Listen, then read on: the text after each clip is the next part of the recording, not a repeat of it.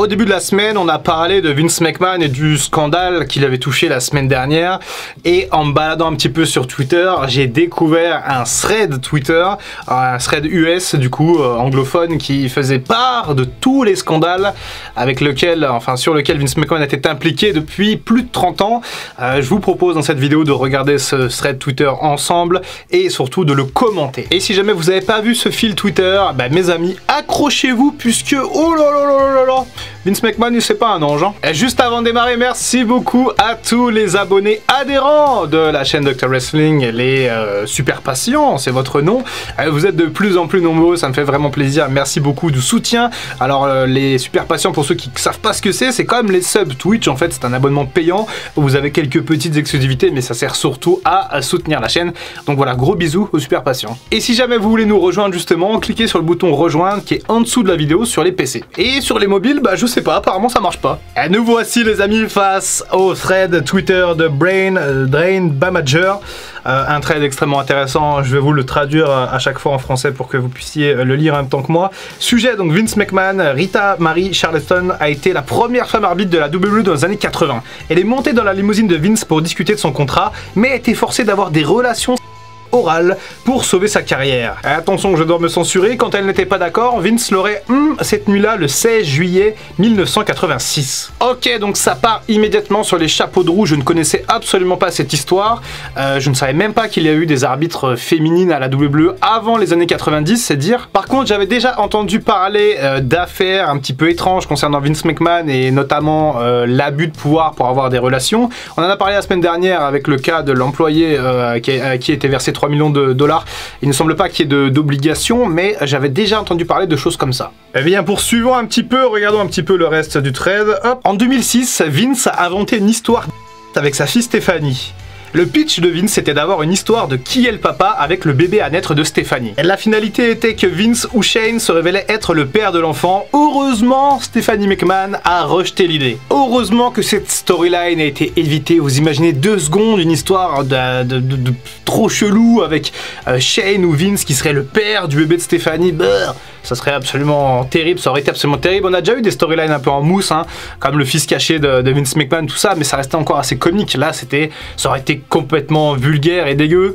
Je pense pas que ça aurait diverti grand monde et heureusement on n'a pas eu cette histoire. En 1983, Jimmy Snuka a été accusé de sa petite amie Nancy Argentino. Et Vince était celui qui parlait pour son employé. Vince aurait même payé les enquêteurs pour sauver Snuka de problèmes juridiques. À ce jour, la WWE ne reconnaît pas ces accusations. Effectivement, je connais cette histoire et Jimmy Snuka, juste avant de mourir en 2017, a été inculpé de son ex-compagne plus de 30 ans après les faits. En effet, la version de Snuka, c'est qu'en fait sa compagne était tombée sur la tête et depuis avait eu des problèmes, une commotion cérébrale et était décédée des suites de cet accident. Et sauf qu'en fait, l'enquête a été rouverte en 2014, il me semble, par la famille de Nancy Argentino et il semblerait effectivement qu'il y avait plusieurs traces de coups et blessures sur le corps de Nancy, ce qui peut-être incriminer Jimmy Snuka. Bon, maintenant que je viens de perdre la monétisation de cette vidéo, je peux également vous parler des ravages des stéroïdes et de la cocaïne qui régnaient à l'époque à la WWE dans les années 80 et qui ont fait faire des dingueries aux catcheurs. Donc on n'a pas de preuves, on ne sait pas, mais quand même il y a de quoi douter. Ah, et si jamais vous voulez soutenir la chaîne, vous avez la possibilité de faire des petits dons dans les commentaires avec le bouton merci. Dr Wrestling se transforme en Dr Banquier aujourd'hui. Edge et Lita étaient tous les deux contre le fameux segment live célébration avec du sexe, hein. Mais Vince McMahon n'a écouté personne, y compris John Cena qui a tenté d'annuler cette idée. McMahon a même menacé de renvoyer Lita si elle ne faisait pas ce que l'entreprise avait prévu pour elle. Et là, c'est pas forcément extrêmement étonnant, hein. Concernant Vince McMahon, c'est sûr qu'il a dû lui foutre la pression à Lita pour qu'elle fasse ça. Je pense pas qu'elle ait été de bon cœur et de son plein gré faire ce qu'elle a fait ce soir-là à Raw. C'est le segment le plus regardé de l'histoire, hein. Allez voir sur internet, vous comprendrez pourquoi. C'est assez explicite, on va dire, comme segment. Et ça m'étonne même pas que John Cena ne voulait pas que ça se passe et que finalement ça s'est fait quand même parce que tout simplement, le fric. Lorsque Debra, alors épouse de Steve Austin, a déposé des accusations de violence domestique contre lui, McMahon a été l'un des premiers à le couvrir. Il aurait dit à Debra de ne jamais en discuter publiquement avec qui que ce soit. Après qu'Austin ait quitté la WWE en 2002, il a été arrêté pour violence domestique. Bon, là on est sur le même cas de figure, Vince McMahon qui aurait potentiellement utilisé sa puissance et son influence pour couvrir l'un de ses catcheurs. On sait que les accusations portées contre Stone Cold Steve Austin en 2002 sont réelles, qu'elles ont impacté un petit peu la fin de sa carrière. Ça me surprend pas vraiment de ce côté-là. Jim Ross a révélé une fois que Vince n'allait pas signer Gail Kim dans l'entreprise, mais il a changé d'avis après que Ross lui ait dit que les hommes étaient dans le porn asiatique. Jim a même dit que McMahon ne croyait pas qu'une telle chose existait en premier lieu. Alors là, j'avoue que j'ai du mal à comprendre le tweet. Je sais pas si ça voulait dire que Gail Kim était potentiellement dans l'industrie cinématographique que l'on connaît tous, ou je comprends pas trop le tweet, donc on va passer. Le procès des stéroïdes des années 90, McMahon a été accusé d'avoir donné des stéroïdes à des lutteurs comme des bonbons, et de nombreux lutteurs ont même témoigné contre lui. Il a même transféré la propriété de la WWE à sa femme Linda, car il était impossible qu'il s'en sorte sans miracle. Et pourtant, miracle il y a eu, puisque Vince McMahon n'a jamais été poursuivi ni condamné par rapport à ça. Il y a eu des témoignages à des catcheurs qui ont témoigné pour lui, et il s'en est extrêmement bien sorti, Vince McMahon, parce qu'à l'époque ça sentait vraiment pas bon pour lui. Alors voilà une histoire que je ne connaissais pas. En 92, Terry Garvin et Mel Phillips ont été accusés d'avoir harcelé un homme préposé au ring nommé Tom Cole. Garvin et Phillips ont été licenciés et n'ont jamais été ramenés. McMahon était au courant mais n'a toujours rien fait. Cole il y a quelques temps. Alors là, c'est une histoire assez sombre, extrêmement compliquée. Ça n'a pas été médiatisé du tout. C'était une histoire entre catcheurs apparemment, et de gros problèmes ont eu lieu. Et Vince McMahon aurait été assez attentiste et n'aurait pas participé à la protection de ces catcheurs. On sait que dans les années 90, c'était un petit peu chacun pour soi. On était encore dans cette vague des années 80 de l'époque Golden Era. Mais bon, voilà, c'est pas, encore une fois, c'est pas du tout étonnant. Vince McMahon a personnellement interviewé Melanie Pillman à Raw le lendemain de la mort de Brian Pillman. Utilisé comme stratagème de notation, ils l'ont branché toute la nuit sur Raw. Vince a utilisé Melanie pour éviter toute accusation d'abus de drogue ou stéroïdes au sein de l'entreprise. J'étais au courant de cette histoire et je trouve ça extrêmement glauque d'interviewer la veuve du coup de Brian Pillman, Melanie Pillman, qui d'ailleurs est décédée il y a quelques semaines, paix à son âme. Voilà, c'est une femme qui a beaucoup souffert également, qui était en proie à de nombreuses addictions. Et Vince McMahon a décidé de se couvrir du coup par rapport à l'usage de stéroïdes et compagnie.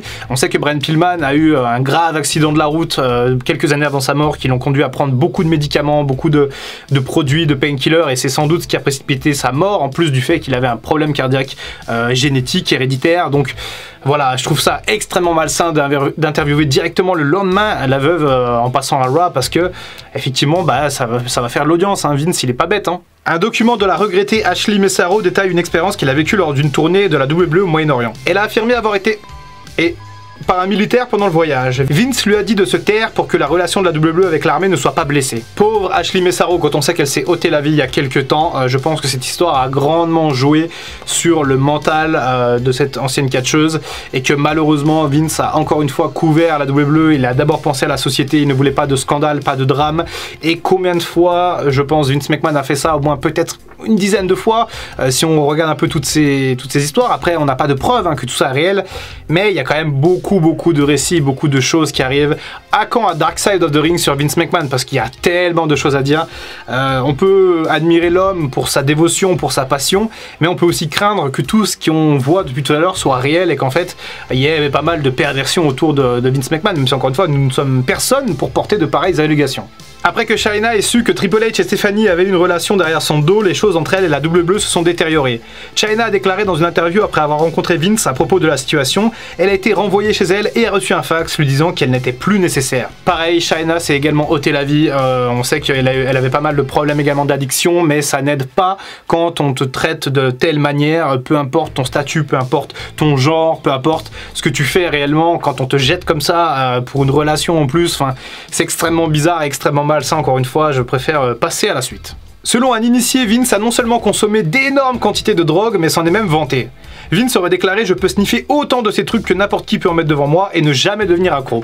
Ok Vince, bravo. En 2006, McMahon a été accusé par une femme au salon de bronzage à Boca Raton en Floride. Selon la plainte pénale, McMahon a donné à cette femme des photos nues de lui-même. Quand elle ne mordait pas ou quoi que ce soit qui l'intéressait, Vince était accusé de s'être imposé à elle. Peut-être une histoire d'abus ou de trucs un peu chauds, on n'en sait rien, on n'a pas plus d'infos sur cette histoire. En 2005, Vince McMahon a accepté un gimmick KKK à la WWE, comme l'a confirmé Chavo Guerrero. En gros, KKK, c'est une secte pas très gentille qui avait de mauvaises habitudes. Je vous laisserai regarder ça sur YouTube. Je vais peut-être éviter de donner trop de détails parce que démonétiser une vidéo c'est certain, mais se faire bannir de YouTube c'est autre chose. 3 semaines après la mort imprudente d'Owen Hart lors d'un pay-per-view en direct, sa femme Martha Hart a lancé une poursuite pour mort injustifiée contre la WWF.